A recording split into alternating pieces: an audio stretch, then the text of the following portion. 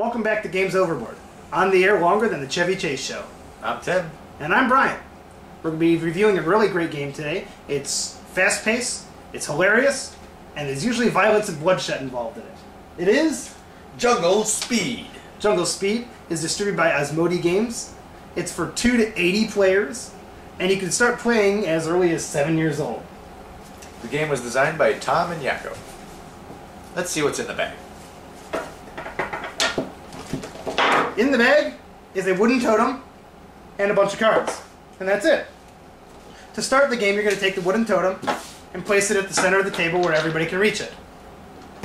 Then, you'll take the whole deck, distribute them evenly amongst all the players, and then any extra cards you have left that can't be evenly distributed will be placed under the totem, creating the pop. The gameplay is really simple. Everybody has their draw pile in front of them, but you're not allowed to look at it. And on your turn, you're going to reveal the top card of your draw card and place it in a discard pile directly in front of it.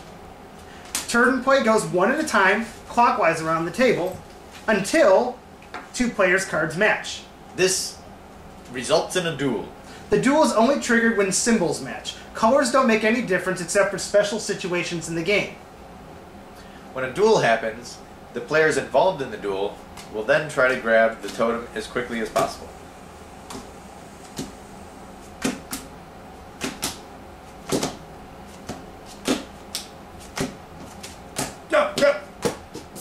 Duel!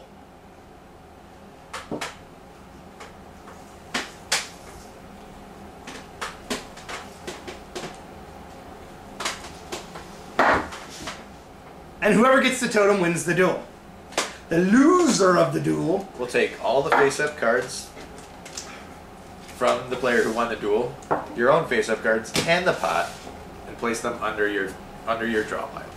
Whoever loses any duel then gets to start the sequence by flipping the next card, and play continues. That's essentially the entire game. Really simple, except the symbols are very cunningly and deviously similar. There's just very small differences and like little tiny things that until you've played a couple of times, you won't really recognize. So the first time you play, you're going to be utterly confused, and every other time after that, you'll only be moderately confused. Correct. Also, there's 3 special cards that change up the game in various ways. The first card is called a fast grab. The fast grab is a card with all of the arrows pointing towards the center. When a fast grab card comes up on the table, all the players in the game grab for the totem at the same time.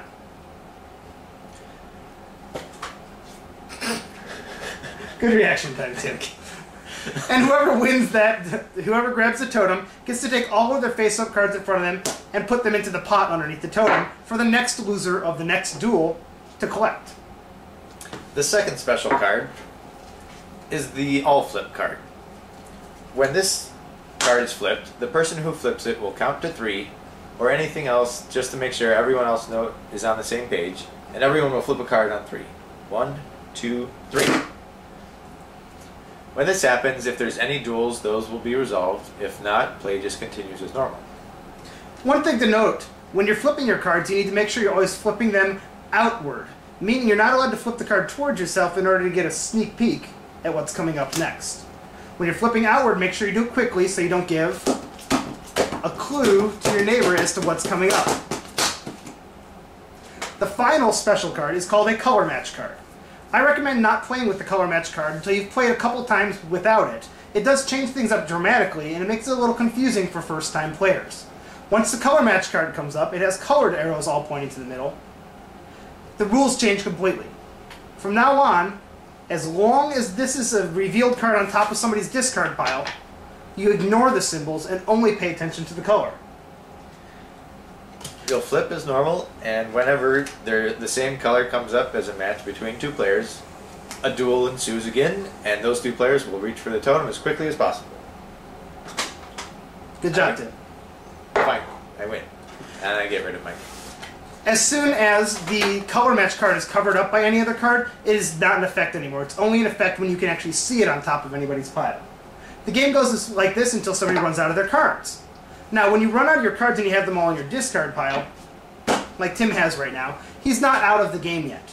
He needs to win a duel, win a fast grab, or have somebody else do something so he loses all of his cards to go out. But if a duel comes up and he loses it, he'll get all of his cards back and he has to essentially start over again. What happens if you make a mistake, Tim? If you try to grab the totem when you're not involved in a duel, you will get all the face-up cards, including the pot, and you will put them under your draw pile. You'll get all the face-up cards, whether there's 2 people playing or 15 people playing. Also, if you try to grab the totem while you're in a duel and you drop it, that's another faulty grab, and you take all the cards. It sucks. You're pretty much hosed. At the very end of the game, if you flip one of the special cards up, and that's your very last card, there's special situations that happens, refer to the rulebook for those.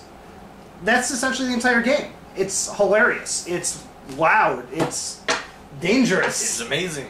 Make sure all your friends take off any rings, trim any nails, don't wear any fake nails because you will get hurt. You'll get gouged in your hand, but it's hilarious. It's like when you're playing spoons as a kid. Somebody always have a spoon go fly across the room and into a fish tank. Or a dog cage. Or a dog cage. Not that that's ever happened to us. This game actually even comes with an anti-riot rule. If 2 people grab for the totem at the same time, whoever has the most fingers in contact with the totem would win the duel. But if they're tied for the number of fingers, whoever grabs the totem near the closest to the bottom wins the duel at that point. So it's important always to put the Jungle Speed token at the top of the totem, because it might fly in there and flip around, but the bottom is always considered farthest from the totem logo. So this game is really great. We suggest you try it out. And you can really be creative with this game, as I've learned from YouTube. You can place the totem in another room. We thought of placing it at the end of slip and slides. It's a lot of fun. It's great. About $15 you can get it online. You can get it at retailers. It's pretty easy to find. And that's about it. For all of our other reviews, blogs, videos, go to www.gamesoverboard.com. That's gamesoverboard.com. We're also on Twitter, Flickr, and Facebook. Hope you enjoyed our review. We'll be back next week with another great game for you. Have a great night, and thanks for stopping by. See you later. Stay classy. Sandy. There you go.